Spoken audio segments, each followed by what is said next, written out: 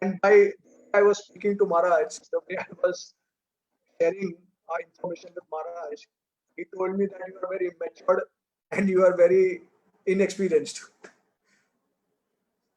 So I understood that I should not join. He told me that if you want to get burned off, then go ahead. So I understood that.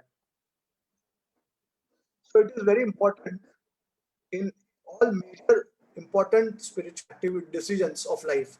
Where see it may be material decisions also. For example, if I want to shift to some other country, like for me to shift to some other country, or uh, I have to shift somewhere in India where there is no devotee association, there is no atmosphere of, or if I want to go for higher studies in a university where I'm disconnected with the devotee environment. Okay, so these are all important steps, major steps of Krishna consciousness. You have to take decisions based on that. If you take wrong decision, you'll suffer for that. Okay, so we have to be careful. Uh, Although it seems material, and we may have our own motives, discuss with anyone, because we may think that okay, I have a goal, I have a plan, and if I do this, then I will achieve my goal, and then I will be able to fully dedicate. This is not the way it works. You at every step, every important stage of your life, you of devotees. You have to take the blessings also. Otherwise, you will be stuck. Uh, so these are all important things. Yeah. Okay. Another thing. Okay. Let me share this very interesting thing. Uh, so Anantarupa Prabhu, when I began chanting Hare Krishna Mahamantra, I started with one round, and within a span of 6 months, I was chanting 16 rounds. Okay, and so I thought that okay, let me chant more rounds now. So I went from 16 to 18, and from 18 to 20, and then from 20 to 22. Okay, and then Anantarupa Prabhu told me I happened to just once, and he told me that now don't go ahead, because in future you never know how your chanting may affect other things also. So that struck me like anything. And I thought also, I contemplated about it, and I felt that, yeah, it's a good point actually. Because if I increase in tomorrow, if I want to, because I was student that time. So if I want to score nicely, if I want to get a job, if I want to get married in the future, then this will become actually, it will become a problem. And obviously, whatever we do in spiritual life, it should be steady. We do such, we only take up things when we can do it. Then we should not do it. Okay. So that decision actually helped me a lot. So he told me that okay, you should not go beyond it. I beyond that. So till date, I have been chanting more than 16 rounds every day steadily, and I am very careful to increase my rounds unless and until that okay, I will be steady with it. Because see, now I do realize one thing, that it's not just about spiritual life or Krishna consciousness. It's not just about chanting. It is actually serving. It is service. It is basically service. Whatever the authority, whatever the senior devotees, the way they will recommend, they suggest. If we serve them, if we please them, then everything else will go. The entire process becomes very pure. In other words, so whatever you are chanting, whatever you are reading, whatever you are offering, whatever sadhana you are doing, hearing, reading, everything starts becoming pure, because the motive has changed now. Tasita sunyam jnana karma adinavritam anakulyena krishnanushilanam bhakti uttama. So when we start pleasing our senior devotees, the motive is that we just want to please them. That's the only motive.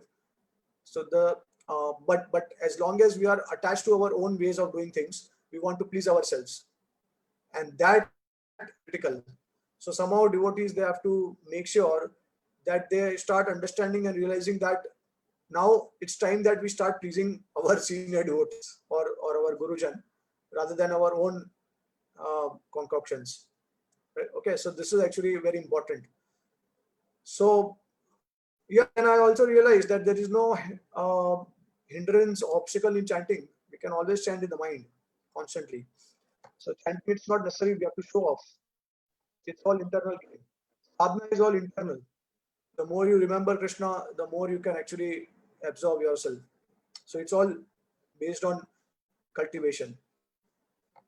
And obviously, we also attain knowledge, because through knowledge we understand the process. We understand how we have to serve, whom we have to serve, how much we have to serve. All these principles, and then we also realize the importance of understanding the tattva behind Krishna's leelas, and all these things are very important, right? So to understand Shastra, we also require knowledge. So these things are like, they all help us together to purify our devotional service. Okay, anyways, we are on Facebook now.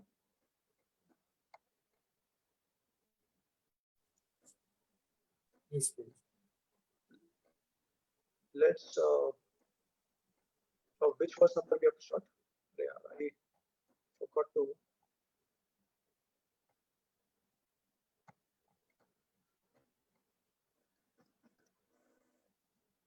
Prabhuji, can I read first? Just that Yeah, yeah. my father will leave my earphones later. Then okay. Which is the verse number? I could not attend last class. Prabhuji, you have to start the recording also.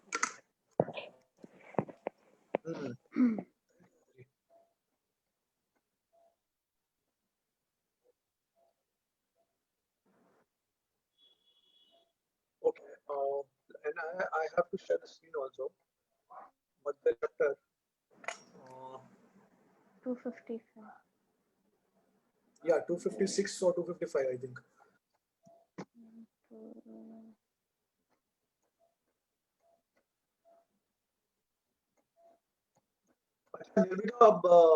Nirvika Mataji or Nirvika Manjari.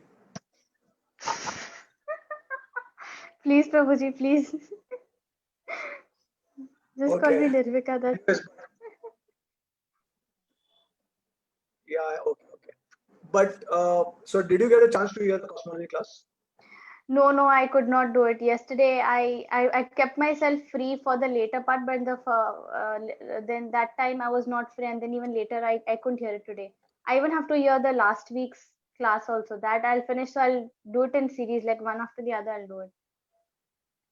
Yeah, okay. So you can give me the feedback also. Yeah, sure, yeah, I'll do that. Was covered 250. And Okay, so at least tomorrow you can send me, no, the last question.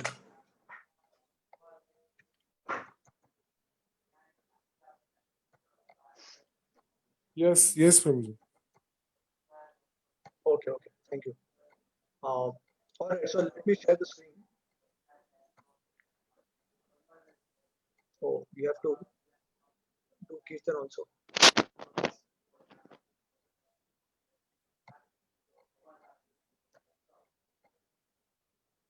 Okay, so let's have you know short Kirtan.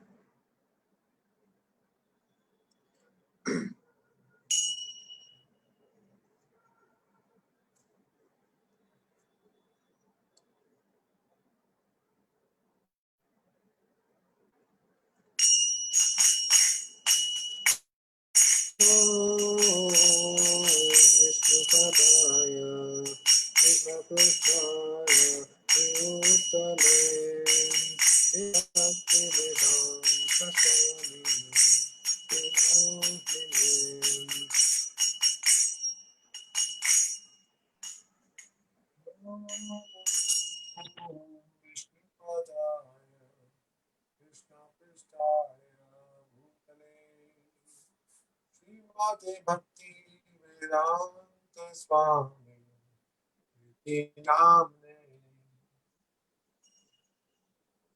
Namaste Saraswati Devi Gauravani Pracharine Nirvishesha Sunyavadi Ashtamishotahine Namaste Saraswati Devi Gauravani Pracharne निर्विशेष शून्यवादी पश्चात्यादि सुतारिणे Shri Krishna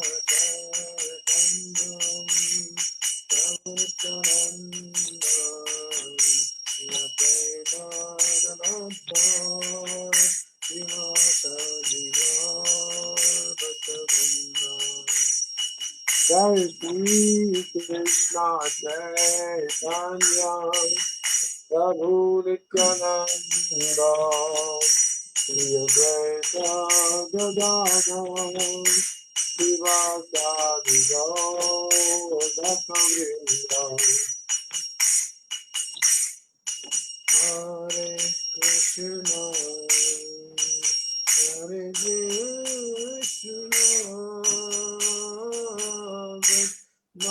Krishna Hare Hare Hare Rama Hare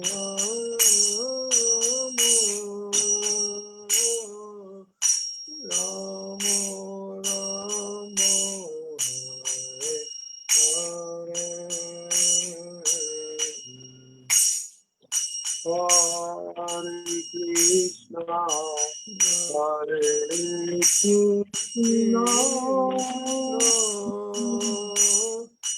Krishna Krishna Hare Hare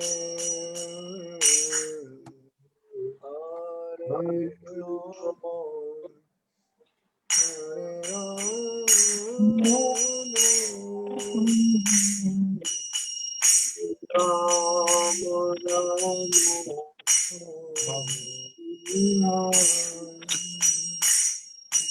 Hare Krishna, Hare Krishna, Krishna Krishna, Hare Hare, Hare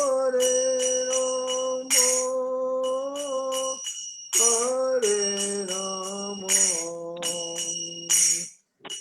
Ramo Ramo Hare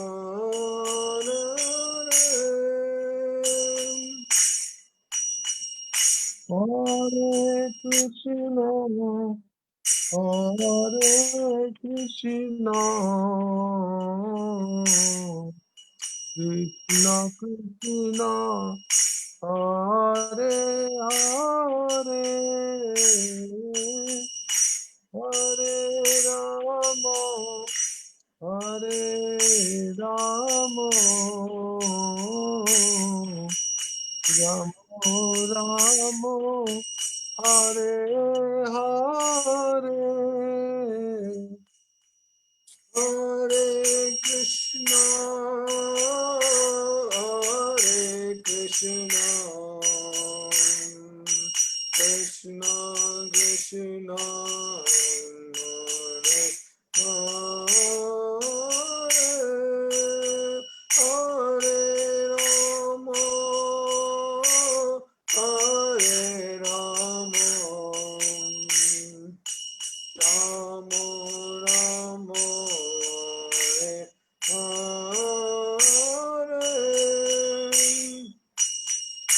Hare Krishna, Hare Hare Krishna Krishna, Krishna Krishna Krishna Krishna, Hare Hare Hare, Hare Ramo Hare Hare Ramo Ramo, Ramo Ramo Ramo Ramo, Hare Hare Hare. Hare Krishna Hare Krishna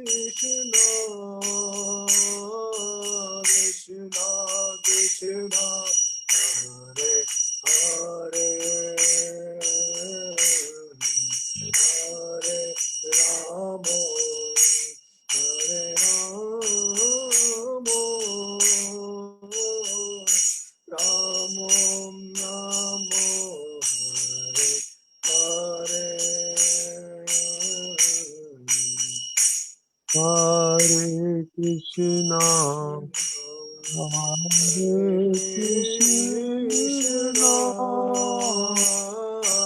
Krishna Krishna Krishna, Hare Hare Hare, Hare Rama Hare Rama Rama Ramo, Hare Hare Hare. Hare Krishna Hare Krishna Krishna Krishna Hare Hare Rama Hare Rama Rama Hare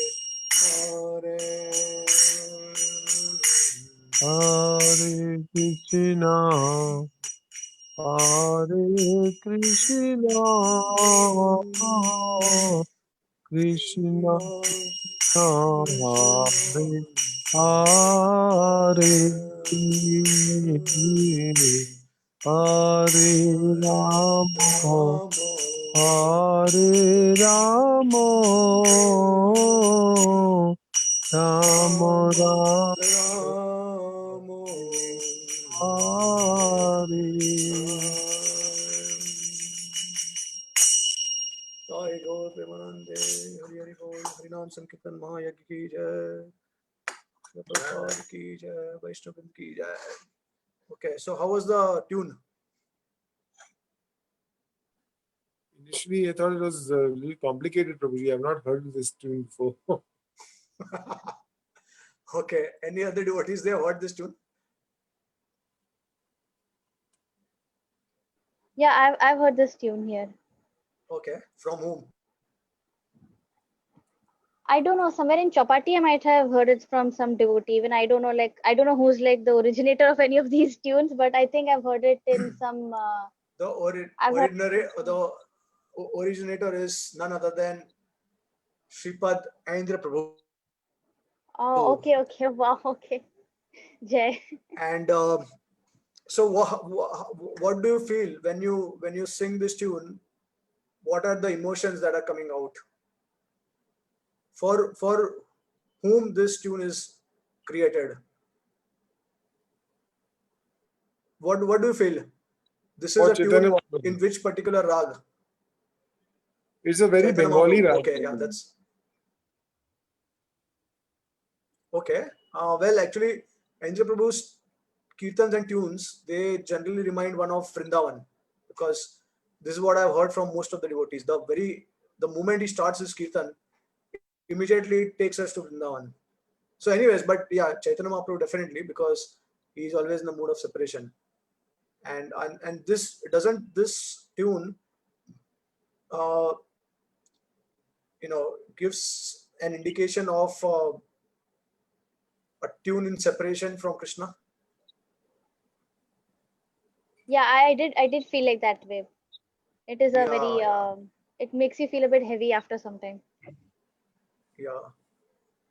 So basically, like it actually makes us feel that Radha is searching for Krishna and he's absent, The, and they are the just emotion like of the emotion of remorse. yeah, exactly, right. So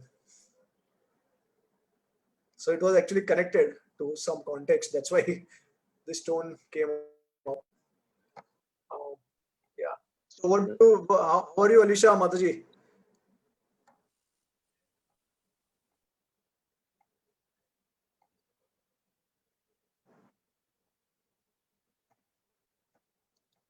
Hare Krishna.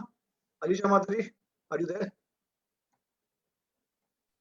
Yeah, Prabhu, I'm there, but I'm kind of, you know, Yeah. attending to my daughter also, so I'm not able to. Acha, acha. Okay, okay. Yeah, How is your health? it is okay. Just that I had runny nose and I got myself checked if I had COVID, but luckily I'm COVID negative. But Okay, good, yeah, good. just a bit of mild fever, headache. Okay, But yeah, okay. I hopefully I just should be okay. I wanted to share with you that your uncle and auntie, they are in hospital and they are COVID positive. So I'm not sure if you know this. My Um, uncle and auntie? Who? I mean, Anuradha's parents. Are you serious? Oh my god. Of course, I don't joke on this topic. No. I mean, I had no clue. When did this happen? Yeah, actually, you are not present for our Prabhupada Lila class, and um, yeah. That's yeah. Oh I god. had mentioned that last Okay. Sunday. I mentioned. Anyways, Oh, but they are not serious. They are not serious. They are recovering well, nicely. okay, They okay. especially my father-in-law had got mild symptoms, and Okay. mother-in-law, she didn't have any symptoms, but she still tested positive. So Oh god. ultimately, they decided to get admitted. So now they are Okay. recovering also. Okay. Hopefully they, so when will they test again to know if they are positive or negative? Yeah, there is a procedure and system. So now they will be Okay. discharged from the hospital maybe after a few days. Then they have to isolate themselves for I think 14 days or something. And Yeah, but in my between mom that, I think they will follow some. Yeah, my mom was telling me that in that whole locality in Mulund, Yeah, especially, there are many cases. yeah. So their building is also affected. Okay. Especially, I think there are two floors which are affected. The Okay. sixth floor and the ground floor also, I think. Oh, okay. So who is giving them food and everything? Prasad? Okay. No, now they are taking hospital only. Everything is arranged by the Okay. hospital Okay. only. Oh, then it's fine. Okay. Which I'll hospital pray. Yeah, again, yeah. Prabhuji? Godrej Hospital. I mean, that was really something. You know, to get an hospital itself was actually a big task. So Yeah, I understand. It's close by they in are that area only. somehow. I mean, they got it in Godrej in Vikroli, which is not far from Mulund. Okay. But they could have got any hospital actually. Any at least a very good hospital. We wanted to get them admitted. So somehow, I mean, because the lack of hospital beds. Actually, people have died because of that, just because of lack of hospital beds. They are like just running from one place to another place, and within that much time, they just pass away. So, but luckily, like they had very mild symptoms. That's why it was not a problem. But still, it's a very difficult situation actually. Okay, okay, all right. So let's start with Madhya Lila 8 chapter 256 verse. Let me share the screen also.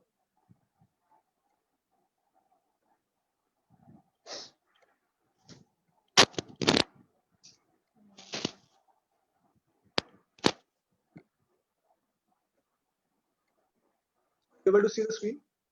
The content Yeah, I I can have see. shared. Yeah. Okay, you can see now. Okay. Okay, I'll start. Yeah.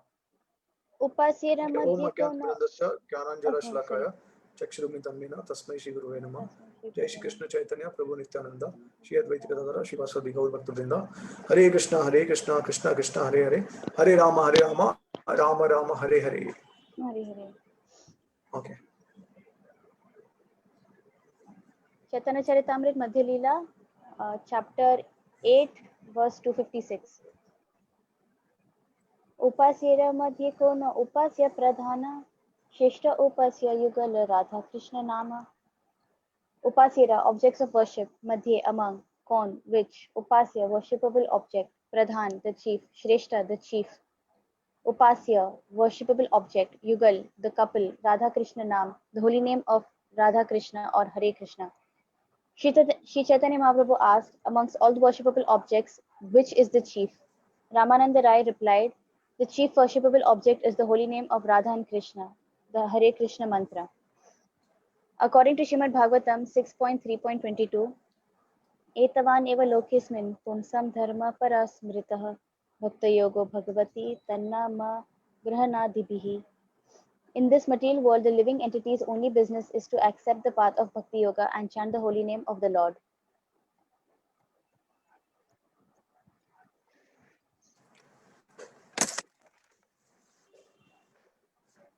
2.8-257 मुक्ति भुक्ति वांछेये कहा दोहर गति स्थावर देह देव देह यैचे अवस्थिति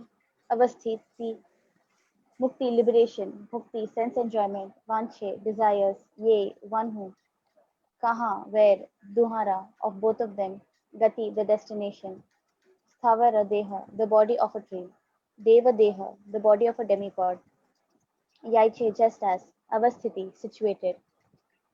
And what is the destination of those who desire liberation and those who desire sense gratification? Sri Chaitanya Mahaprabhu asked.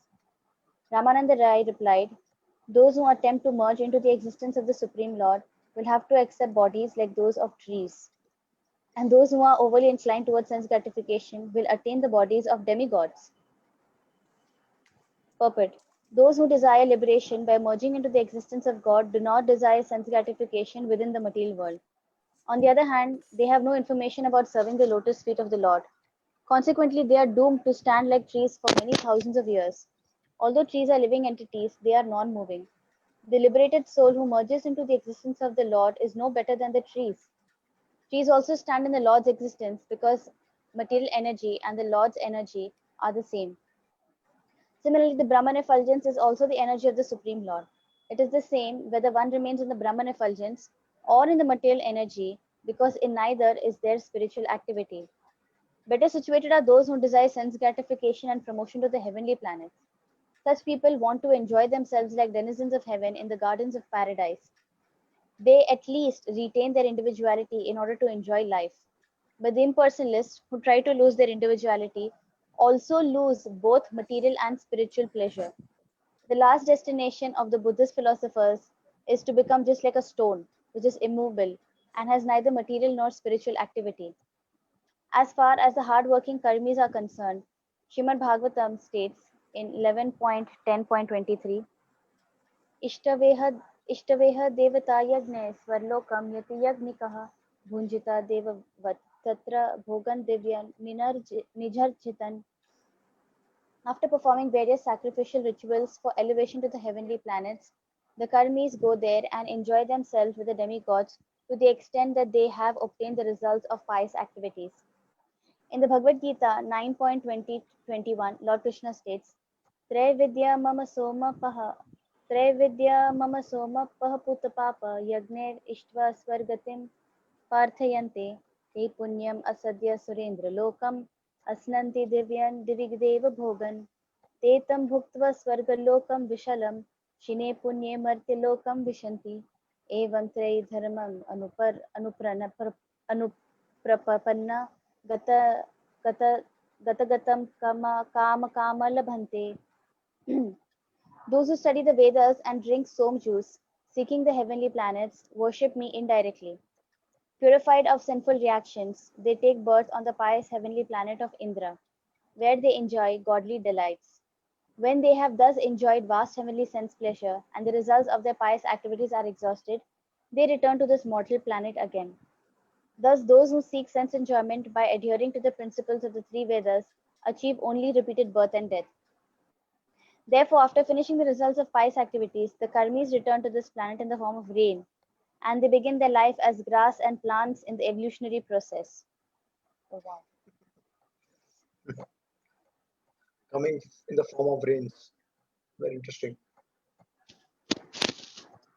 So it's not that they come back as human beings, they will have to go through the plants, plants, and everything all over again.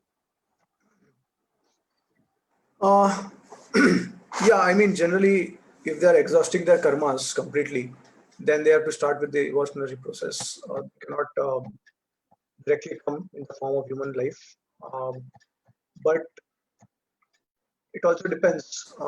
If they have mercy of devotees, somehow they have uh, accessed the Sukriti, they are able to do some devotional service also unknowingly, then there is a chance that they will directly come to the human form of life. So these are all like standard processes which does not include the process of bhakti.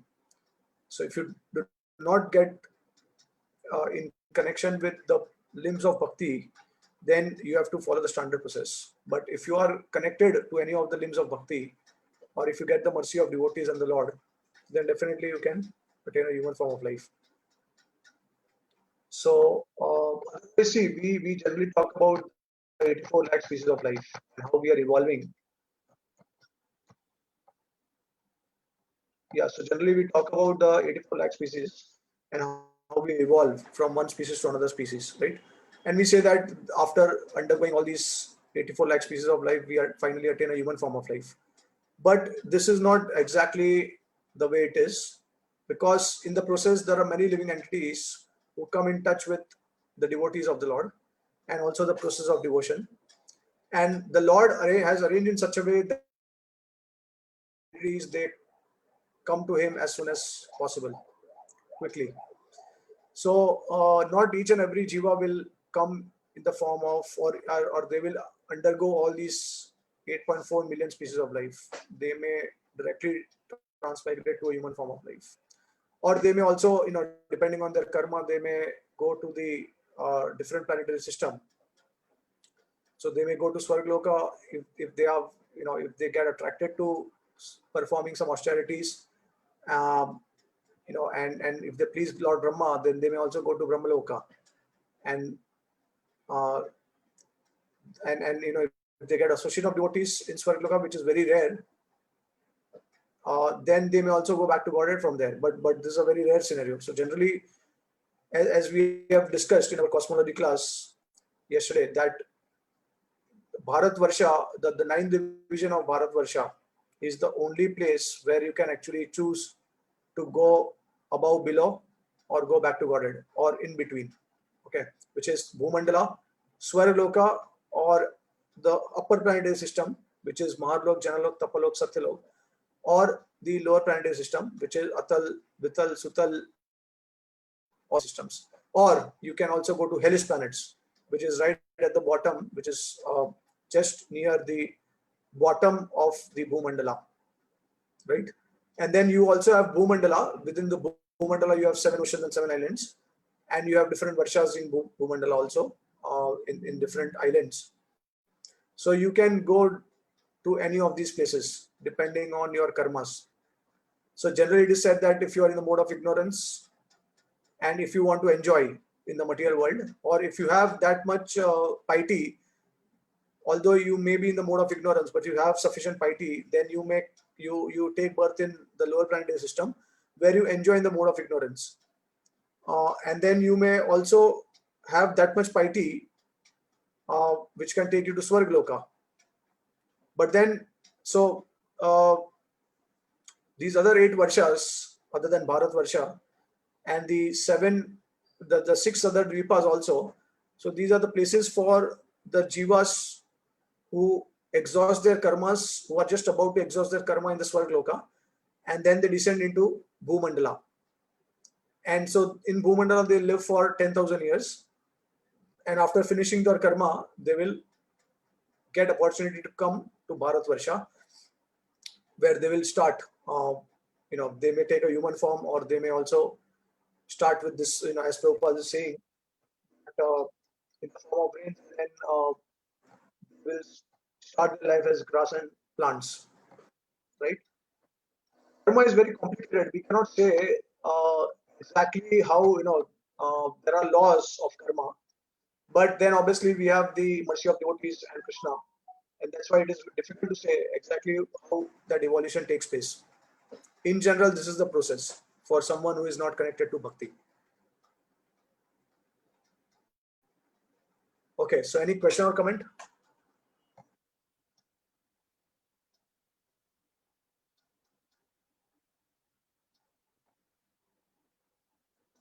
So our Bharat Khanda, now Bharat Varsha is divided into 9 divisions. So there are 8 Varshas, and the 9th Varsha is Bharat Varsha, or Bharat Khanda, or the Earth globe.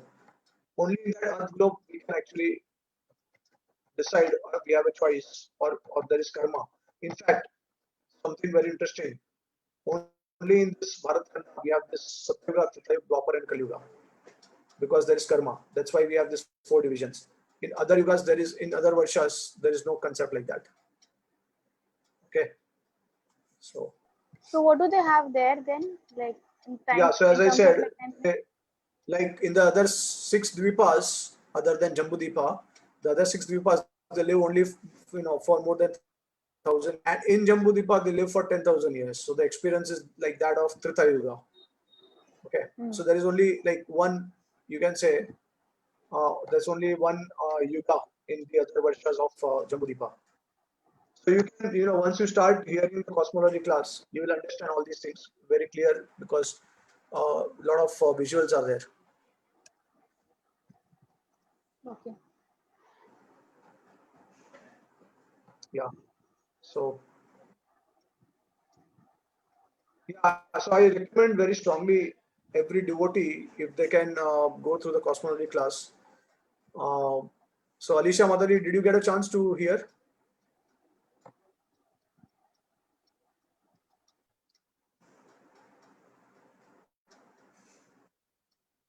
Prabhu, I heard, but some in between I found it to be too complex a structure to Really? understand.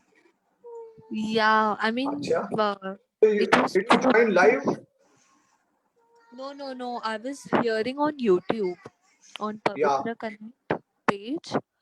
Okay. So I was seeing in between, but I have to like see it properly because it Yeah. requires a Yeah. good You have amount of focus. focus. Yes. Attention is required, and the thing is that each and every slide is connected to the previous one also. Like in order to, you have to link it up. Okay.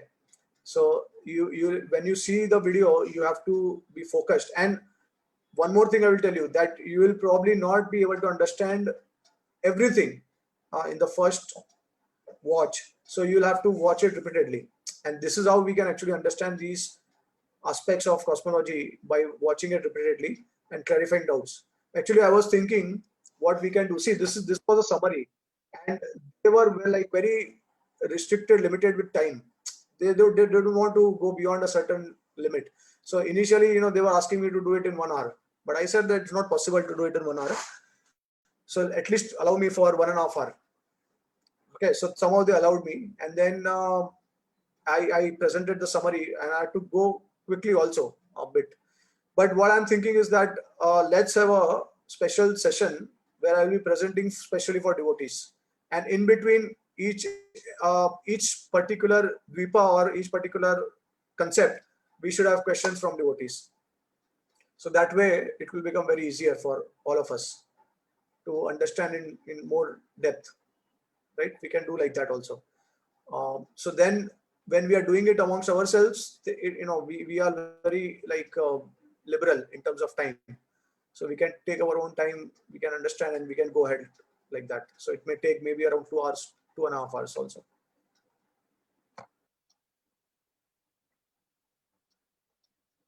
That sounds good, Prabhu. Yeah, that's a nice idea. Yeah. So we'll maybe we'll try to fix up a day, and then we'll have this.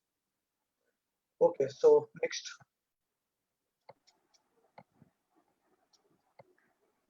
28258. अरसज्ञा अरसज्ञानकाका Kushe ज्ञाननिम्बफले रसज्ञानकोकिलाखाये प्रेमम्र प्रेमाम्रमुकुले. Arasagna, those who are without mellows. Kaka, the crows. Kushe, suck. Jnana, of knowledge. Nimba phale, on the bitter nimba fruit. Rasagna, those who enjoy transcendental mellows. Kokila, the cuckoos. Khaye, eat. Prema amra mukule, the buds of the mango of love of Godhead. Ramananda Rai continued, those who are devoid of all transcendental mellows are like the crows that suck the juice from the bitter fruits of the nimba tree of knowledge. Whereas those who enjoy mellows are like the cuckoos who eat the buds of the mango tree of love of Godhead. The speculative process of empiric philosophy is as bitter as the fruit of the nimba tree. Tasting this fruit is the business of crows. In other words, the philosophical process of realizing the absolute truth is a process taken up by crow-like men. But the cuckoo-like devotees have very sweet voices with which to chant the holy name of the Lord and taste the sweet fruit of the mango tree of love of Godhead. Such devotees relish sweet mellows with the Lord. 28259. अभाग्यय ज्ञानी आस्वादये शुष्क ज्ञान कृष्ण प्रेमामृत पान करे भाग्यवान. Abhagyai, unfortunate, Jnani, the philosophical speculators, Aswadhyay, taste, Shushka, dry, Jnan, empirical knowledge, Krishna Premamrita, the nectar of love of Krishna, Pan, drinking, Kare, do, Bhagyavan, the fortunate. Ramananda Rai concluded, the unfortunate empiric philosophers taste the dry process of philosophical knowledge, whereas the devotees regularly drink the nectar of love of Krishna. Therefore, they are the most fortunate of all. 2860. एई मत दुई जन कृष्ण कथा रासे नृत्य गीत रोदने हाइला रात्रि शेषे. Ei mata, in this way, Dui Jan, both of them, Lord Chaitanya and Ramananda Rai, Krishna Katha Rase, in the mellows of discussing topics about Krishna, Nritya Gita, in dancing and chanting, Rodane, in crying, Haila, there was, Ratri Sheshe, the end of the night. In this way, Chaitanya Mahaprabhu and Ramananda Rai passed the whole night relishing the mellows of Krishna Katha, topics about Krishna.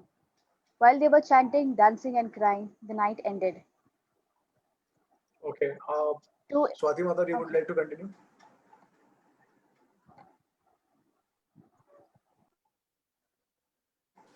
Yes, Prabhu. Sure.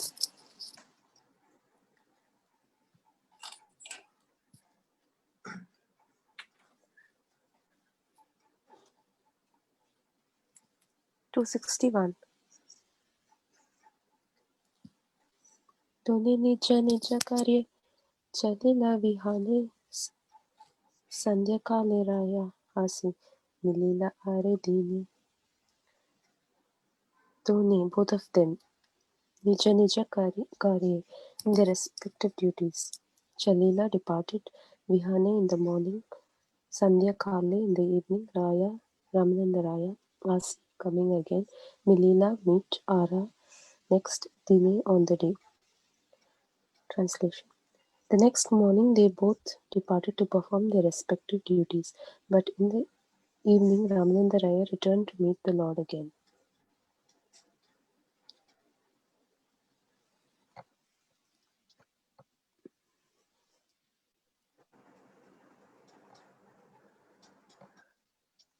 Two 62.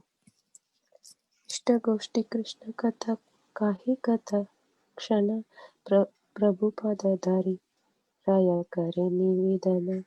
Ishtagosthi, spiritual discussion, Krishna Katha, topics of Krishna. Kahi, talking, Katha, Kshana, for some time, Prabhupada, the lotus feet of the Lord, Dhari, catching, Raya, Ramananda Raya, Kare, makes Nivedana, submission.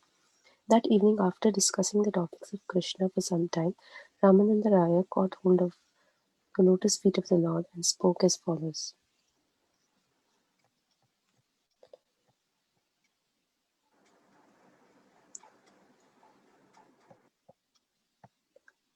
Two 63. Krishna Tattva Radha Tattva Prema Tattva Sara Rasa Tattva Lila Tattva Vivida Prakara. Krishna Tattva, the truth about Krishna, Radha Tattva, the truth about Radha, Prema Tattva Sara, the essence of their loving affairs, Rasa Tattva, the truth about transcendental mellows, Lila Tattva, the truth about the pastimes of the Lord, Vivida Prakara, of different varieties. There is a variety of transcendental truths, the truth about Krishna, the truth about Radharani, the truth about their loving affairs, the truth about transcendental humors, and the truth about the Lord's pastimes. Okay. So if you remember, I have quoted this verse in maybe Balram Jayanti class or Janmashtami class, indicating that because Krishna says in the Bhagavad Gita, Janma karma cha me devam eva yogeti taktvata taktva deham punarjanma naiti mamiti swarjana. So one should know me in truth, or one should know the one should know my transcendental nature, appearance, my appearances to be transcendental. And so, just by knowing the Lord in truth, one can go back to Godhead. Naiti Mameti so Arjuna. Um, so this, what is this tattva? This is actually tattva of Krishna, then tattva of his energy, then prem tattva, the the loving relationship between the devotees and Krishna, and the Ras tattva also. So we know that we need prem or love of God to go back to, or to attain, to perfect our life and to attain the Lord. And then Ras tattva is actually the mellows that we attain after perfecting our lives. And then we also must know about the Lila tattva. So if you see, my entire focus on the Balram Purnima, Janmashtami Lila and Krishna Lila, Radhashtami class was focusing on these principles.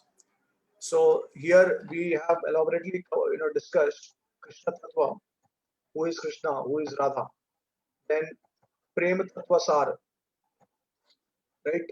Which means that how devotee can attain love for the Supreme Lord, and then Rasa Tattva and the Lila Tattva. So we discussed more elaborately about the Prem Tattva and the Lila Tattva, not so much about Rasa Tattva, but in our classes we have discussed a lot about the Lila Tattva and the Prem Tattva. So Prem Tattva basically means, in one sense, it also means how does the Lord reciprocate with his devotees? What is the nature of that love? And what is the nature of love of Srimati Radharani? And what are the characteristics of the pastimes of the Supreme Lord? So this is Lila Tattva. So if you remember, in Balram Purnima, we discussed who is Balram, how does he appear, right? And then how Balram, what is the service of Lord Balram? That he actually manifests Krishna to us.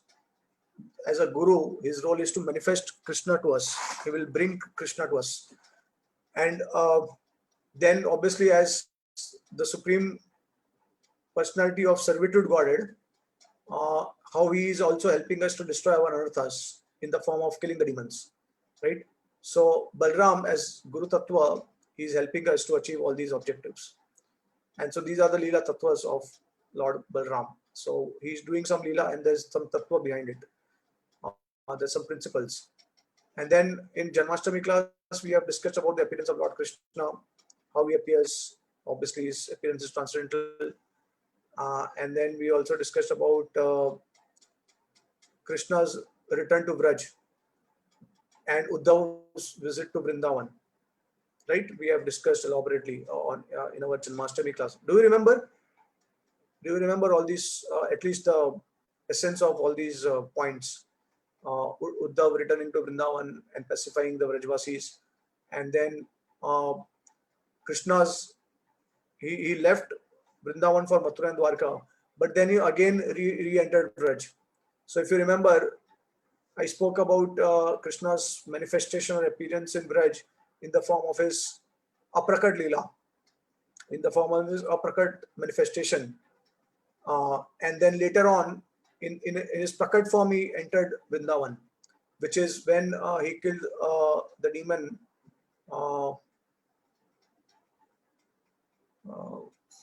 What's the name of the demon? He killed at the border of Mathura.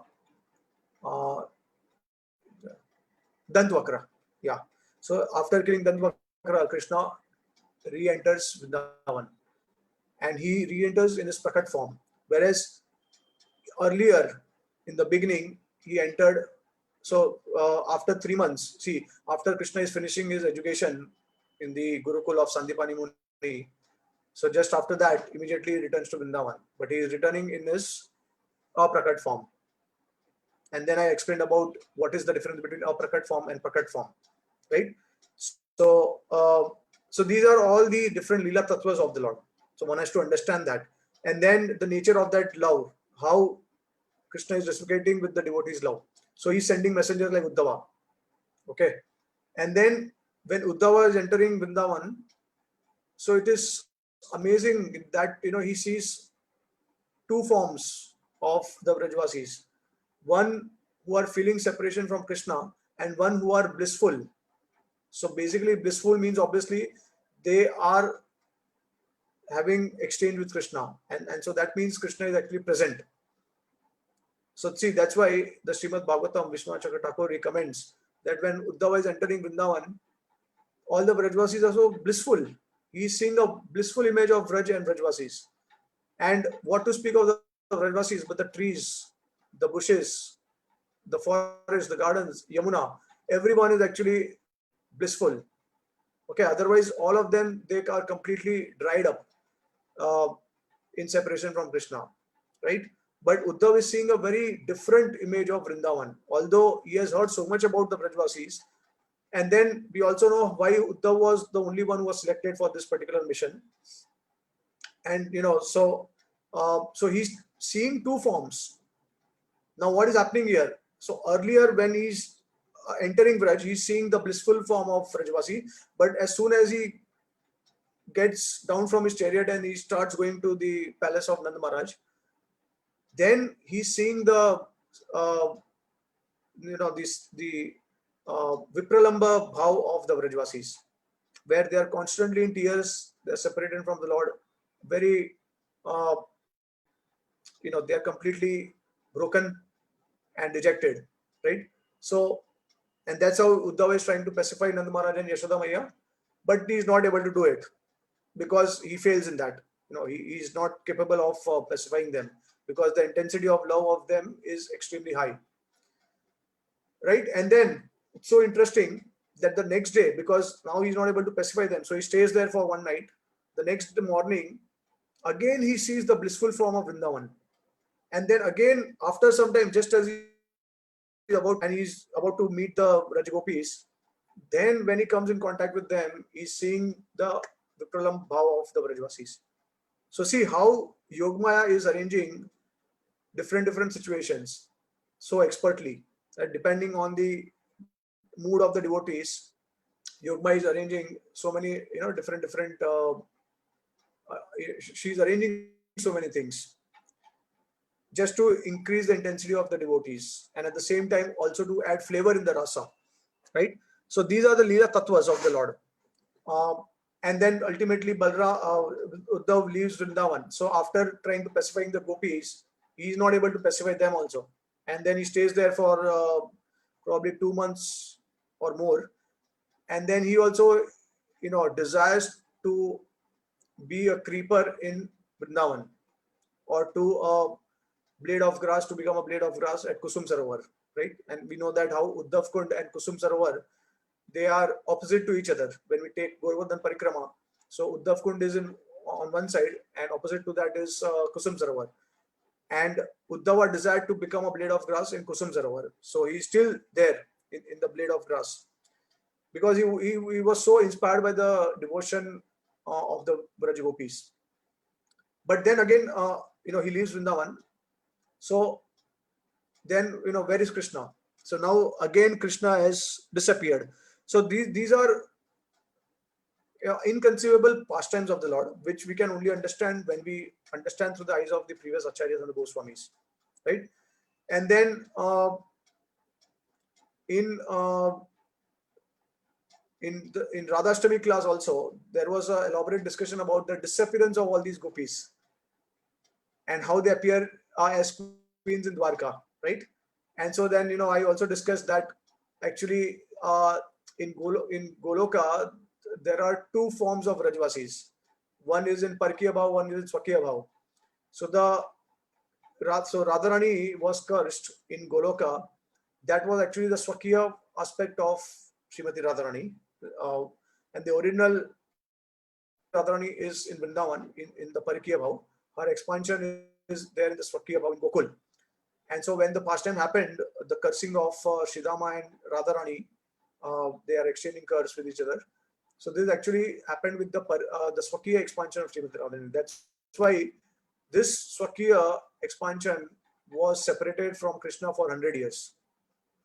See, because it is also said that Krishna re-entered Vraj, and there are only two references the Goswamis, they talk about two references from Shastra where initially Krishna entered in a Prakat form, and then later he entered in a Prakat form after killing Dantavakra. But there are other Shastras, they talk about Krishna's repeated entry into Vrindavan. Like, for example, I think it is mentioned in some Puranas and probably Garg Samhita that how Krishna is entering also repeatedly in between. So this curse was actually uh, who was the one who underwent this curse?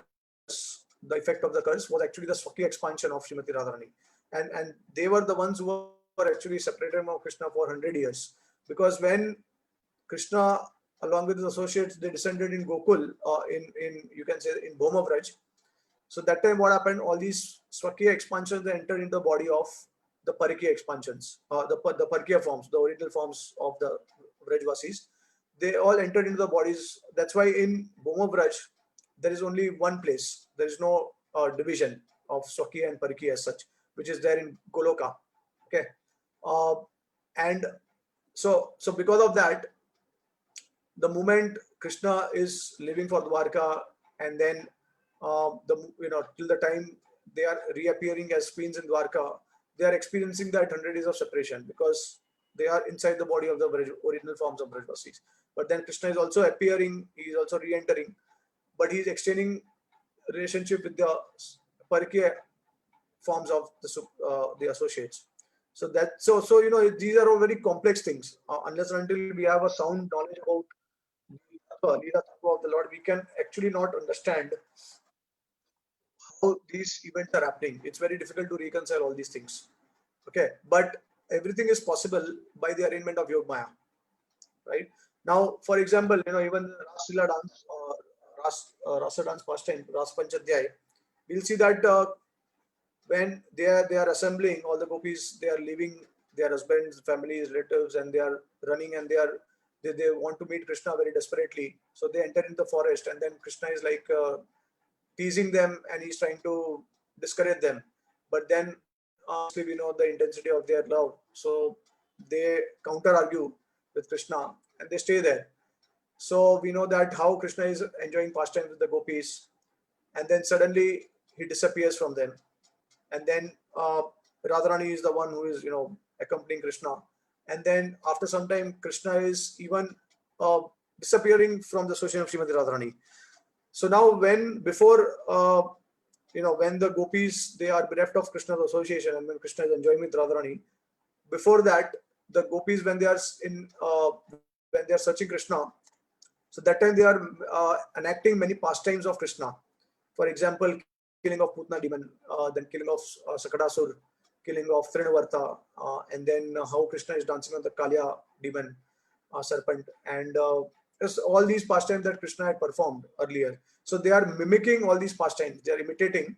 They are like enacting. So it's a drama kind of a thing. So now see, it is very amazing that how the acharyas, they say that actually the gopis, they cannot relate with the mood of the demon. They cannot become the demons, because as soon as they try to because see, in a drama, each and every, okay, one second.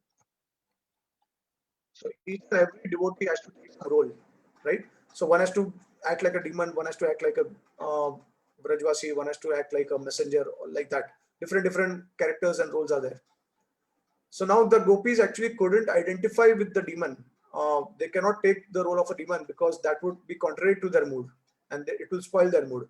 So what happens? Yogamaya temporarily manifests all these demons, all these forms of demons. So when they are enacting the pastime in the midst of the Raslila, before the Raslila, because they are intensely hankering and searching for Krishna, and in order to pacify themselves, they are enacting this drama, and they are enacting all these different pastimes of Krishna. So where how, so one gopi will become Krishna, one gopi will become Yashoda Maya, one gopi will become uh, like different characters they will take, but they cannot become demons. So the demon aspect is arranged by Yog Maya, and so she will temporarily manifest uh, a demon, and as soon as the pastime is over, that form will disappear. Okay, so it seems that now it's very interesting. It is mentioned that how do these gopis, they know what Krishna did during the pastime, but whatever Krishna spoke, what the way Krishna reacted, the way Krishna killed the demon, exactly the same thing they were manifesting. So how come they knew all these things? Because they have heard what Krishna did, but the details of it was not heard before. So it is mentioned by the acharyas that because of imitating Krishna's pastimes, they got so absorbed in Krishna that Krishna personally entered in their bodies, and he was actually the one who was uh, he was the one, like we say that the super soul is like inspiring from within, and he's acting from within. So similarly, actually the Krishna was himself, he entered their bodies and he was manifesting all these pastimes. uh, and because of that, the gopis were very they were pacified to a great degree, and they became very blissful because Krishna personally appeared. He was trying to help the gopis. So see, these are the Leela Tattvas. We cannot understand these things just by chanting the holy name, just by serving and all that. So that's why we require knowledge. Chanting definitely will reveal all these things to us, but that chanting has to be pure. So as long as we don't understand these concepts, we are actually bereft of purpose of Lord Leelas. Okay. Whether it is the Rasa Tattva or the Leela Tattva or Prem Tattva. So now many things are there in Krishna Leela. For example, another example I will give. Just recently, Banu Maharaj was also mentioning one point in his lecture, that when we talk about the spiritual world, like we say that okay, Krishna is walking in the spiritual world. He is walking with his coward boyfriends, and then there are so many bushes, there are so many grass, so many fruits, trees all around. The rivers, mountains, oceans, lakes, such a beautiful place. So apparently we try to connect in a visual form, that how Krishna will be wandering from one place, one forest to another forest with all his coward boys and the cows. But actually we have to realize one thing, that each and every object in the spiritual world is conscious. That's one thing. Second thing is that all these activities are taking place in a transcendental dimension. This is not something which is stuck to the three-dimensional of this material world. It is beyond 3D. So what you are saying is on a 3D level, on a 3D visionary level. But actually, when the pastime is going on in the spiritual world, because it is beyond 3 dimensions, you will not able, you will not be able to conceive how Krishna is walking. You may feel that it's so contradictory. How can Krishna walk at the same time? He will also dance, or he will also you know play flute, and multiple things will happen simultaneously in Krishna Lila. So in order to understand these things, we have to understand the transcendence also. So these are all tattvas of the Lord, right? So this is what we have to understand. I spend a lot of time to share whatever tattvas is important in order to understand pastimes of Radha and Krishna. Okay, so this is very important. Any question or comment?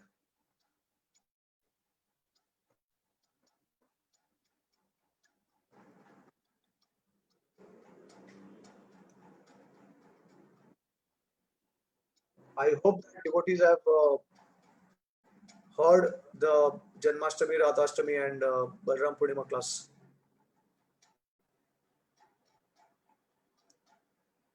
Yeah, actually, you must be thinking that Prabhuji is asking us to hear. Ultimately, he's telling us to hear all of his classes because all of them are important. But actually, that's a fact. All these classes. I'm not talking about the Madhya Lila or the Prabhupada Lila class, which is a regular class, but especially the festival classes and other classes, very conceptual and very important for all the devotees to know.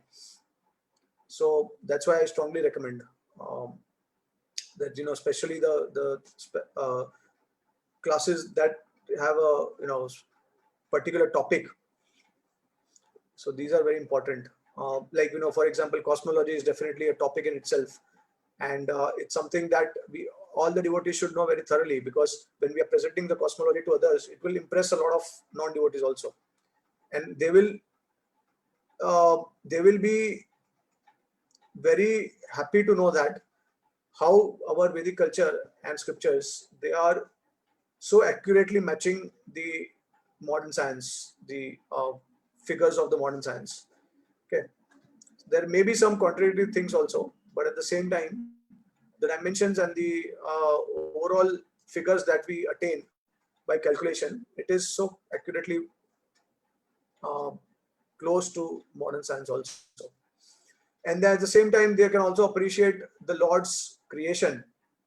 That's something which is very important to observe, is that the entire, see, why, now you can ask this question, that why the entire model of the universe is symmetrical. It's very important to ask this question, that why it is symmetrical. And because symmetry by itself can actually make us realize that there is some supreme controller.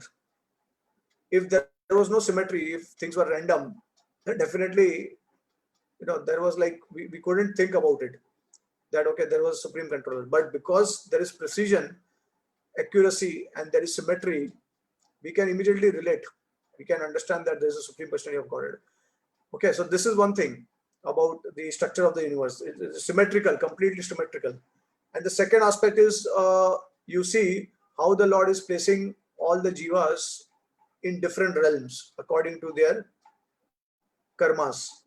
So that's why the fifth kind of cosmology discusses more about sthanam.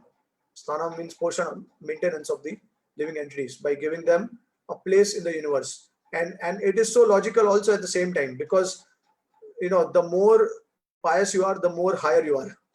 The more impious you are, the more lower you are. And then also there is a concept of punishment.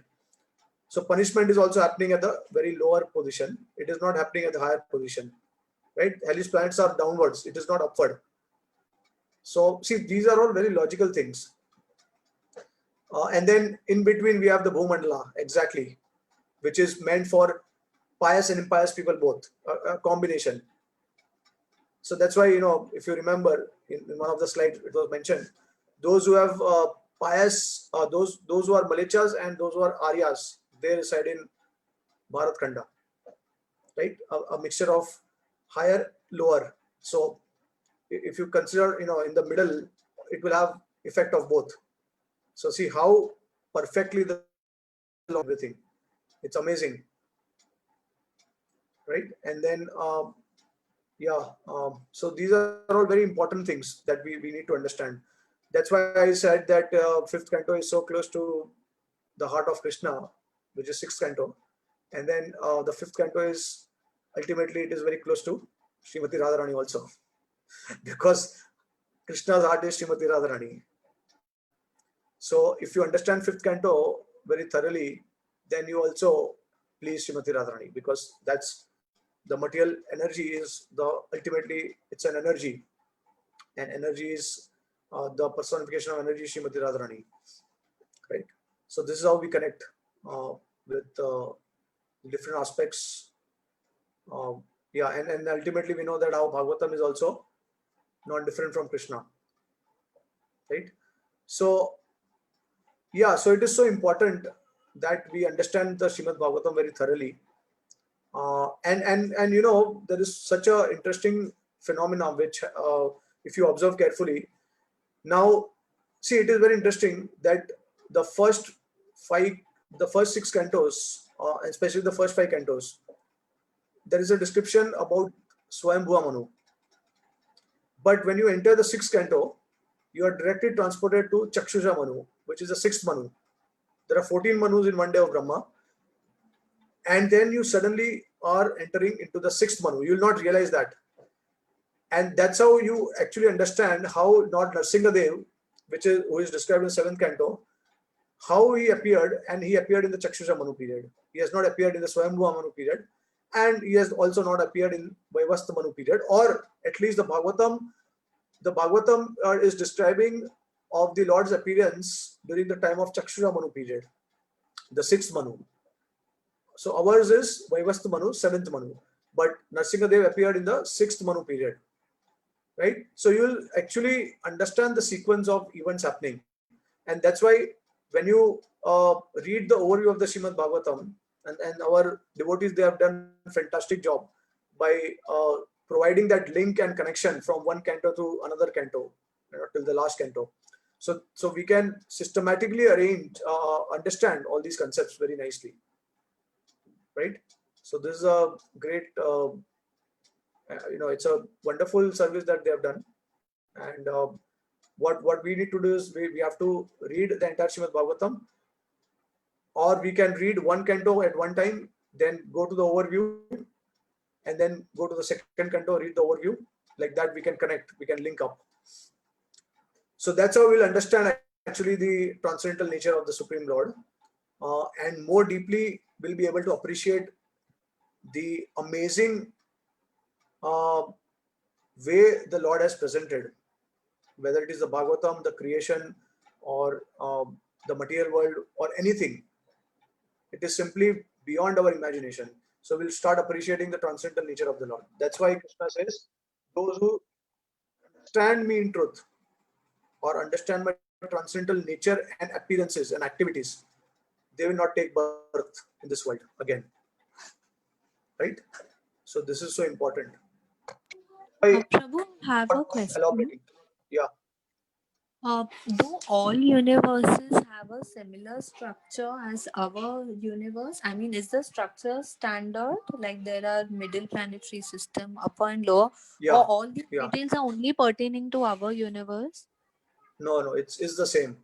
Yeah. I mean, just that there are some more details in some universes, because we know that in each and every universe there is a Brahma, and our Brahma is the Brahma who has the least number of heads, 4 heads, whereas other universes, it has like 8, 12, 16, like that. And it can extend up to lakhs also, lakhs of heads. Brahma has lakhs of heads. So all these Brahmas, they assembled when Krishna was present, uh, and that's why Brahma got bewildered. Our Brahma got bewildered that uh, when Krishna asked that which Brahma has visited, so he got bewildered. He thought that, okay, I'm the only Brahma of this universe. But see the potency of the Lord, inconceivable potency, that Brahmas from different universes also assembled that time. Now it is very interesting to know one thing, that see, all these universes, Krishna is, there are Brahma in all these universes, and Krishna is appearing once in a day of each and every Brahma, because Krishna is appearing in all these universes in one day of Brahma, right? And that's how we say that in the material world also, Krishna's pastime is eternal. Why? Because when Krishna is apparently finishing off his Balya Lila in this Boma of Vrindavan, immediately he is continuing the where he left off. He is continuing another universe. So that way, actually, his Balya Lila is happening every instant somewhere in all the, like, some of the universe. That's why it's eternal, because this particular Leela, let's say Damodar Leela. So as soon as Krishna is finishing his Damodar Leela in one universe, that same in the next universe, the Damodar Leela is happening. So there is a continuous continuation of Leelas. There is no gap in between. That's why it is eternal. So all the Leelas of Krishna are eternal in the material world. So you see, but in our universe, in the universe that Krishna appeared, how he is calling other Brahmas also from other universes, even though he is appearing in all these other universes also at the same time, but he is calling all the Brahmas in one universe for this particular pastime. Yeah. So anyways, the structure of the universe is the same, but there may be some more details to it. Like, for example, it is mentioned that there are although we have 18,000 verses of Srimad Bhagavatam, but so I'm not exactly sure what if that's the Bhagavatam or some Puranas, but in the heavenly planets there are 1 billion verses. Okay, so we can just understand that there is a lot of information available in the heavenly realms which is not available in the earthly planet. And then you can just imagine when Brahma's head, as the number of head of Brahma increases, the amount of information will also increase in that particular universe.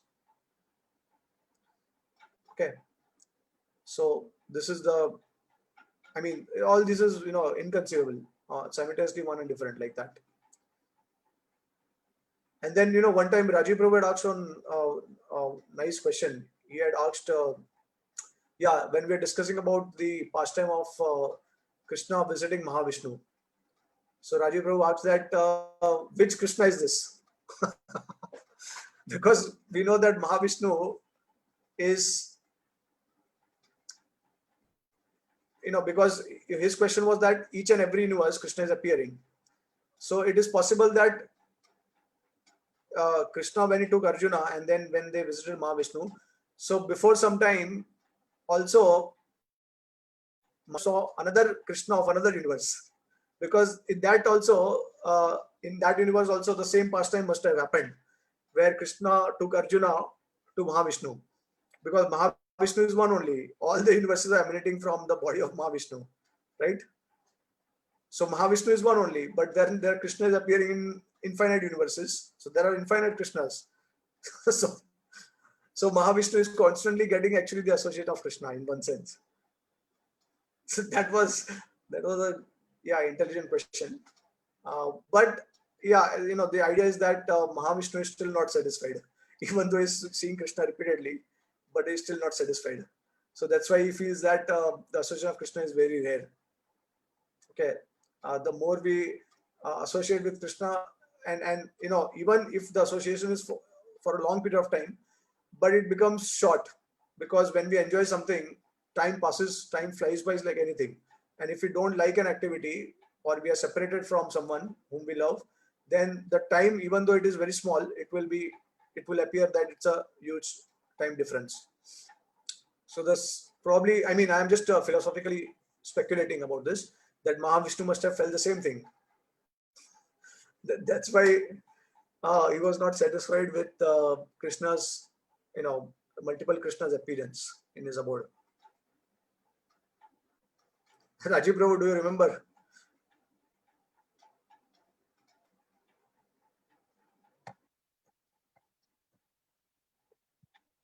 Okay, I think he's probably um, resting now. So, okay, all right. So any other question or comment?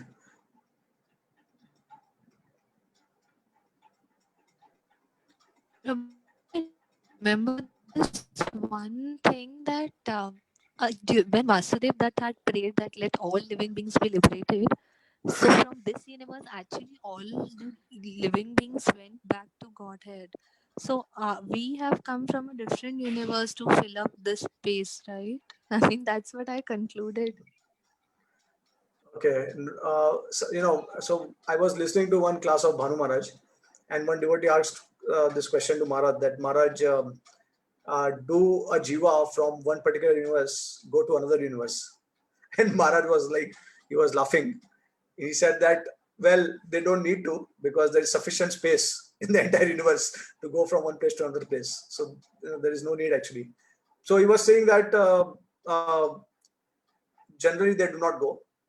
This was his understanding. Although it is like not probably described in the Shastra. But so the thing that you spoke about is it's all the answer is given in Chaitanya Charitamrita or probably Chaitanya Bhagavat, that even though when Haridas Thakur, when Chaitanya Mahaprabhu had conversation with Haridas Thakur about the glories of the holy name, so Namacharya Haridas Thakur was saying that I would like to deliver all these jivas, or just by the holy name, just by the chanting of the holy name, or even if they chant the syllable of the holy name, they will be liberated. Okay, and so it is commented by the Acharya that what this basically means, that okay, even if the jivas are liberated, but they again it will be filled up with another set of jivas. So that way the creation is also eternal, because there will be always some jivas will be there who will try to enjoy separately from Krishna, and that's how the material creation will eternally go on. Okay, so like that. So the jivas may be liberated, uh, but ultimately another set of jivas will come in the material world, right? So I mean, we also have to understand the time difference here. We have to take into consideration the lifetime of Manu and lifetime of Brahma here. Okay, now like for example, when it is said that Ashwatthama and then Hanuman, then uh, Vibhishan and some other sages, when it is said that they never die, they have the blessings of living in this world forever. What is basically means is not that they live forever. They live till the time of Manu's life or till one kalpa. Okay, so that's how actually they live forever. But ultimately, they also have to die because there is no one can live here permanently in the material world. So we have to we live permanently in the sense that we are the souls, but we have to die. We have to give up the body and then we have to take another body. But in the same body, we cannot continue beyond a certain period of time. So that also we have to understand. Okay, so when it is spoken about because we also know that the creation happens during the daytime of Brahma, the annihilation happens the night time of Brahma. So when you're talking about the jivas being delivered, so yeah, in one kalpa of Brahma the jivas are delivered, but in next kalpa when the creation again begins, it will be filled up with another set of jivas. So we have to also see the time reference here. There is a infinite time which is in the material world. That's why it is said that there is karma is anadi, does not have any beginning. So does it make sense? Yeah, Prabhu. Okay, so any other questions by devotees?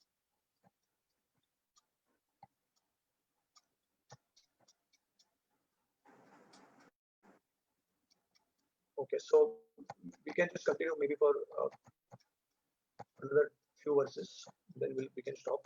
Okay, so to verse number 264. Alisha Mataji, would you like to read? Prabhu, I don't have any access to the book. No, I have shared the screen. I mean, I'm sharing the screen.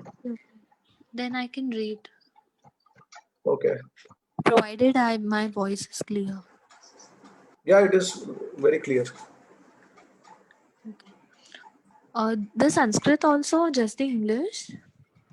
Yeah, everything. I mean, the Bengali, the synonyms, translation, and purport. Sorry. Okay. एतत्त्वमुरचिते कैले प्रकाशना ब्रह्म के वेदयेन पदैला narayana. You have manifested all these transcendental truths in my heart. This is exactly the way Narayana educated Lord Brahma. The heart of Brahma was enlightened by the Supreme Personality of Godhead. This is Vedic information given in the Svetashvatara Upanishad. Yo Brahmanam Vidhatri Purvam Yo vai Vedamscha Prahinoti Tasmai Tamha Devam Atma Buddhi Prakasham Mumuksura vai Sharanam Aham Prapadye. Because I desire liberation, let me surrender unto the Supreme Personality of Godhead, who first enlightened Lord Brahma in Vedic knowledge through Lord Brahma's heart. The Lord is the original source of all enlightenment and spiritual advancement. In this connection, one may also refer to Srimad Bhagavatam 2.9.30 to 35, 11.14.3, 12.4.40, and 12.13.19. Yeah, so this is basically at the beginning, before the creation, when Lord Vishnu directly uh, instructed Brahma, and he also saw Vaikuntha.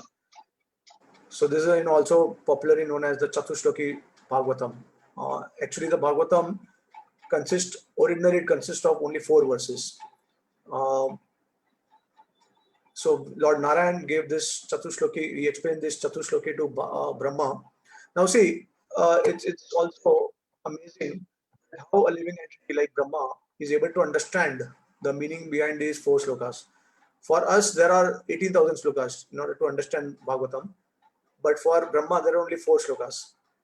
And then Brahma is explaining to Narad Muni, um, and Narad Muni in 7 slokas. Narad Muni is explaining the same tattva to Vedvyas in 7 slokas, and then Vedvyas is expanding in the form of 18,000 verses. Right? So because our intellectual ability is extremely low, that's why we need some kind of elaboration. And it is also mentioned, I have shared this yesterday, that Brahma saw Lord Narayan. Now this Narayan was actually residing in Mahavaikuntha. Um, now this Mahavaikuntha planet is actually in the material world. It is not in the spiritual world. So even inside the material world, there are local Vaikuntha. And Brahma, when he saw the abode of Lord Narayan, it was because Satyaloka is very close to Mahavaikuntha. So beyond Satyaloka, there is Mahavaikuntha, abode of Lord Vaikuntha, and uh, beyond that abode is the universal coverings, the shell of the universe, the 7 layers or 10 layers, depending on how they describe. So, and then we also know how when Bhrigu Muni also kicked the chest of Lord Vishnu, it was in the same abode. Then when Kumaras went and they cursed Jay and Vijay, that was also in the same abode. And when Ambarish Maharaj was offended by Durvas Muni, and when Durvas Muni started to run here and there, finally went to Vishnu Loka, that also is the same abode of Mahavaikuntha, which is a local Vaikuntha in the material world itself. And then there is another Vaikuntha, which is the Shirashkai Vishnu's abode or Dhruva Loka. So there are some Vaikunthas also inside. Okay, so this is the Chatushloki Bhagavatam which was given to Brahma, and Brahma saw the abode of Lord Vishnu. Okay, any comment or question on this? So Prabhuji, this Mahavaikunt and plus Shvetadweep and then plus Dhruvlok, so like that way there are many planets like that. Shvetadweep is the same as Dhruvloka, not different. Okay. Okay. So Dhruvlok and Mahavaikunt, these two are there, like, but they're different. Yeah, they're different. So Dhruvloka, what is the location of Dhruvloka? Dhruvloka is above the planetary system, which means Moon, Venus, Mercury, Mars, Jupiter, Saturn. And below Dhruvloka, there is Saptarishi, right? The Saptarishi, also known as the Big Dipper in astronomical language. And they are always circumambulating Dhruvloka. And then above Dhruvloka starts the upper planetary system. Maharloka, Janloka, Tapaloka, and Satyaloka. And above Satyaloka is Mahavaikuntha. So Dhruvloka and Mahavaikuntha, you can see the difference, the location of the place. And so now when it is mentioned that whenever there is some impious activity in the earthly planet, then all the demigods will assemble, they will go to Brahma, and then Brahma will go to the abode of Shirodakshai Vishnu. So this Shirodakshai Vishnu is residing in Dhruvloka, Swetadeep, ocean of milk. Okay, so this is the abode. Okay, so yeah. Okay. Okay, thank you. Yeah, so everything is described in the cosmology class. You can also refer to that class.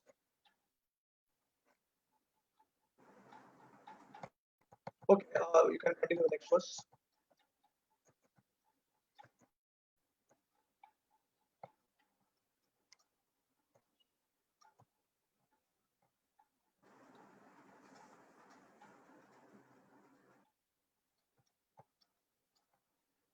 Yeah, Alisha Madhuri, can you continue with the next verse?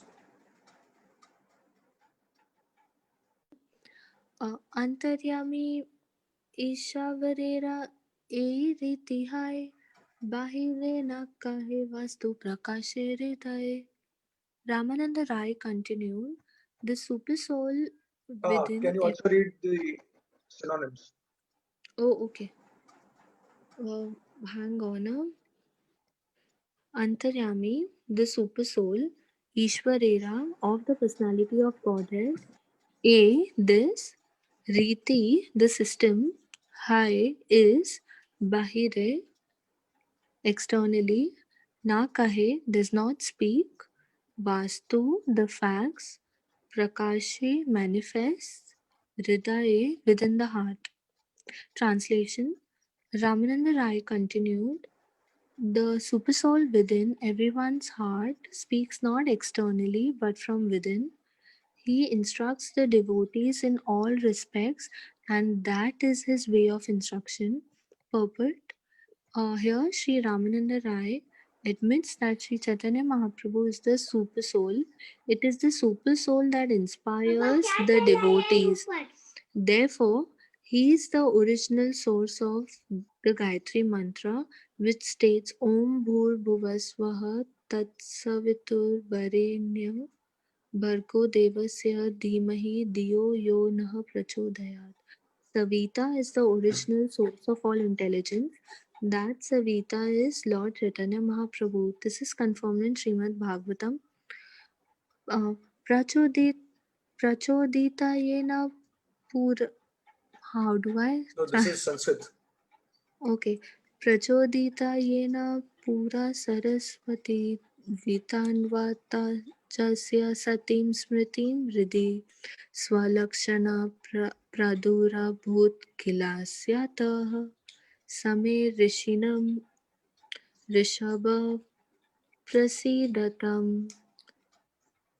May the Lord, who in the beginning of the creation amplified the potent knowledge of Brahma from within his heart and inspired him with full knowledge of creation and his own self, and who appeared to be generated from the mouth of Brahma, be pleased with me. This was spoken by Shukadev Goswami when he invoked the blessings of the Supreme Personality of Godhead before delivering Srimad Bhagavatam to Maharaj Parikshit. Okay. So now, generally we hear about the 14 planetary system. I just forgot to mention that point in the previous verse. So what is the floating planetary system? How do we number 14? Anyone knows?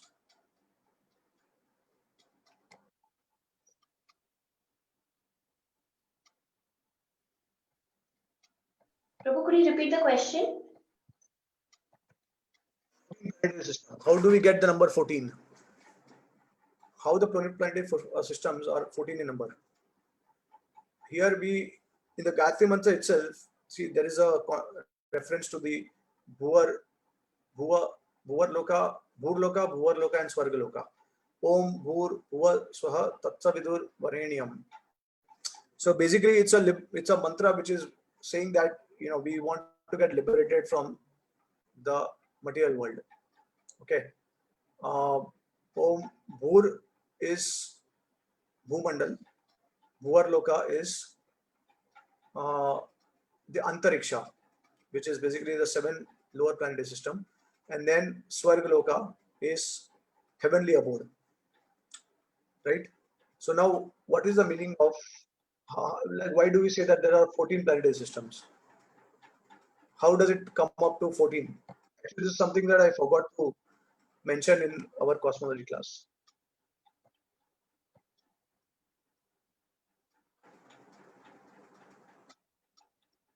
Any idea?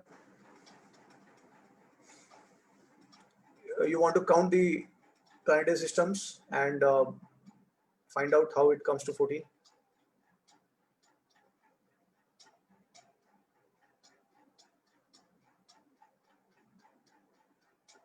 I mean, if we counted, it comes to 14, right? Yeah. So can you let me know how it is coming to 14? Can you count? Satya, Tapa, Jana, Mehar, Swarg. Then the Pitralok is there. I don't know. I forgot the name. And Earth, Bhumandal is there. And then 7 lower planetary systems: Atal, Vital, Sutal. Okay, let's go step by step. You said four Maharlok, Janalok, Tapalok, Satyalok, 4. Then Satyalok, yeah. the seven lower planetary system you said, right? So 4 plus 7 is 11. Then you said Swargaloka. Yeah, Swarg. Okay, The place that's where 12. demigods. Okay, that's 12. And then other And two? then there is one between. There is one Pitralok, right, in between Swarg and Earth. I forgot the name of that. कुछ तो है, there is one more planet, and then Bhumandal, that's Bhulok. Okay, yeah. So I think you are almost close, but one I think you have kind of mixed up. Yeah. So see, so you have basically forgotten Antariksha. That's the one which adds up to 14. So there are 4 upper planetary system: Maharlok, Janalok, Tapalok, Satyalok, and then there are 7 lower planetary system: Atal, Vital, Sutal, Rasatal, Mahatal, Talatal, Patal. Right. So these are 7 lower planetary system. 7 plus 4, 11. Then we have the Swargaloka, which is like, see, now Swargaloka is actually right from the moon planet to Dhruvaloka in Swargaloka. Okay, but we take the entire thing as Swargaloka as one unit. Okay, and so that is 12th. And then we have the Bhumandala. So Bhumandala basically means the Dvipas and the oceans. Okay, so that becomes 13. And now what is remaining is Antariksha. So Antariksha is between the heavenly abode and the surface of Bhumandala, or you can say between Earth and the Bhumandal and heavenly abode. Now, so this Antariksh, we have the Yakshas, Rakshasas, Pishashas, um, Rahu also, and other different ghostly beings are there who are located in the Antariksha. So that is the 14th one. So this is how actually we call as 14 planets. So initially, like I was thinking in a very different way. That What about Boerlok, Prabhuji? yeah, that's Boerlok is also... Bhuvarlok. Antariksh is Bhuvarlok. Okay. Yeah. Yeah. So Bhu is Bhumandal, Bhuvarlok is Antariksh, and then Swa is Swargaloka. Okay, but this Om Bhuvar Swaha does not include the other 4 upper planetary system, which is Satyalok, along with Marlok, Janalok, Tapalok. Right? So it does not completely give 14 planetary system, only it is Swargaloka. Yeah, this is just I wanted to add, which I forgot yesterday. Okay, all right. Any other question or comments? And in this Gayatri, which is the one which denotes the Patal planets? Yeah. So these are the subterranean planets, the lower planets, and so here we don't have reference to that also. So thank you for bringing that out, because we have the Bhumandala, we have the Bhuvarloka, which is the Antariksha, and then there is a Swargaloka, but there's no mention of the 7 lower planetary system as well as the upper 4 planetary system. It only talks about Bhumandal, Bhuvarloka, and Swargaloka.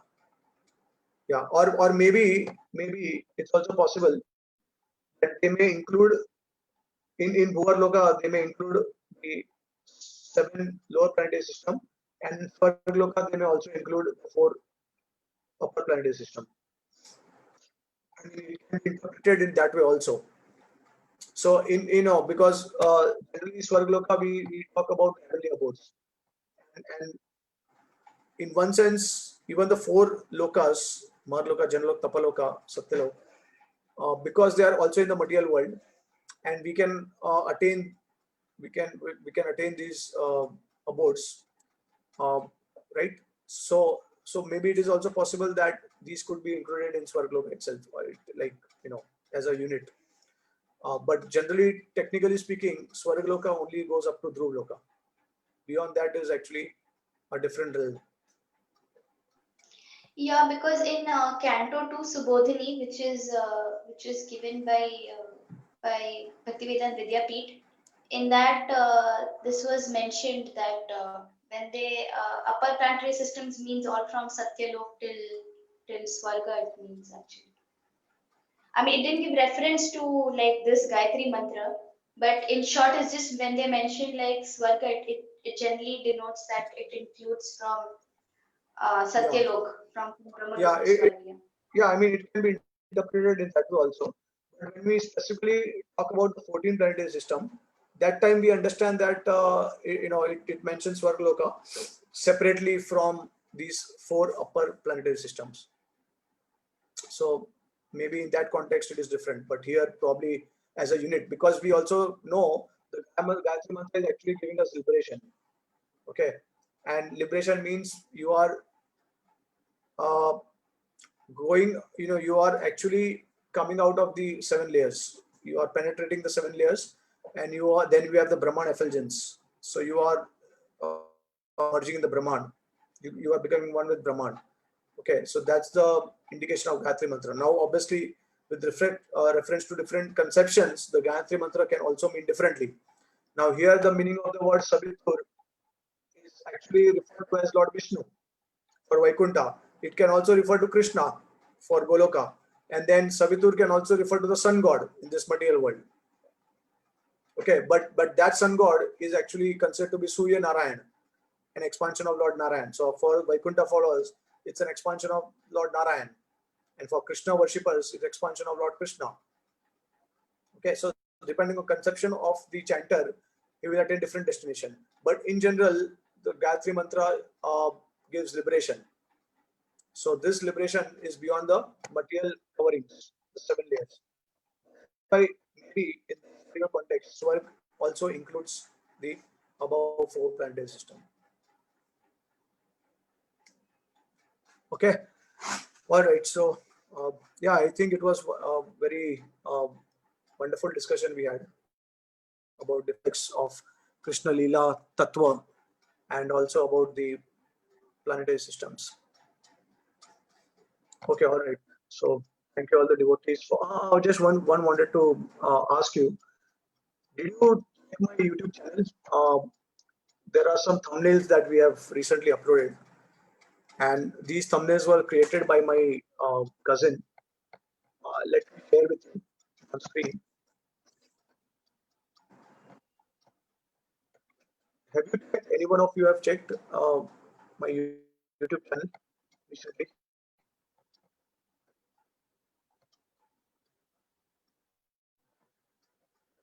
Not recently, I've not seen. Okay, so I will just share it.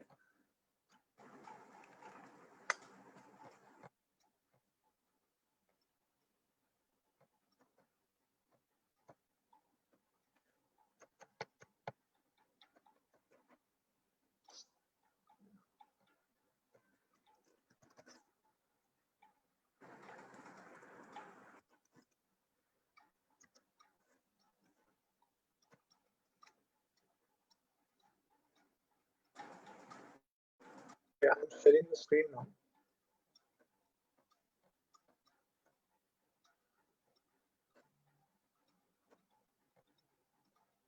Okay, can you see now?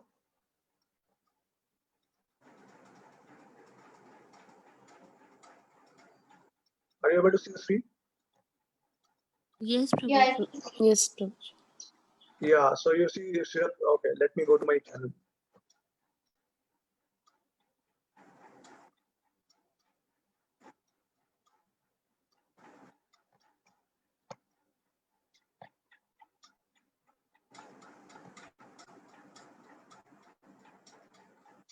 Okay. So you see CC Madhya Lila thumbnail.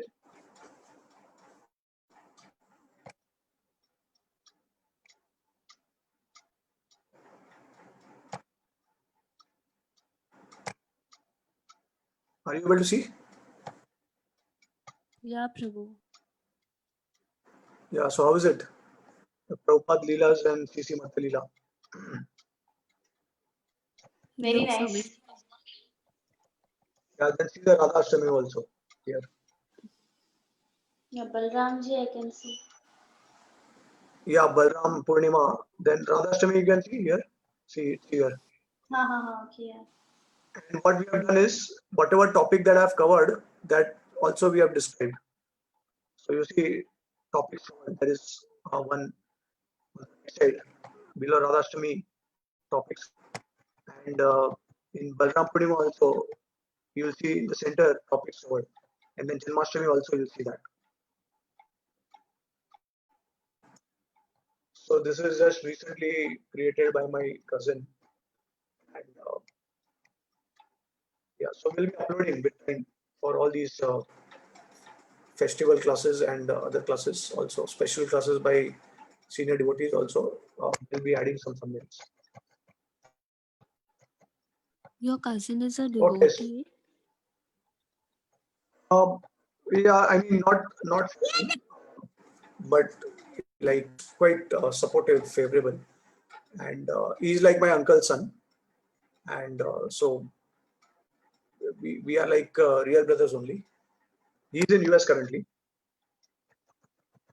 but he has done his masters in animations, and he was working in the US also for a long time. So he's like expert in all these things. That's why I asked him to do it. Okay. So yeah, please go ahead and share the channel with your friends, devotee friends, and maybe some of them can subscribe also on this, some videos from this.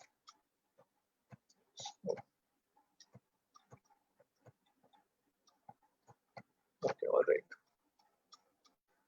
Okay, thank you all the devotees for joining. Hare Krishna, Dandap Ram to everyone. Thank you, Hare Krishna. Thank you, Prabhuji. And the Prince.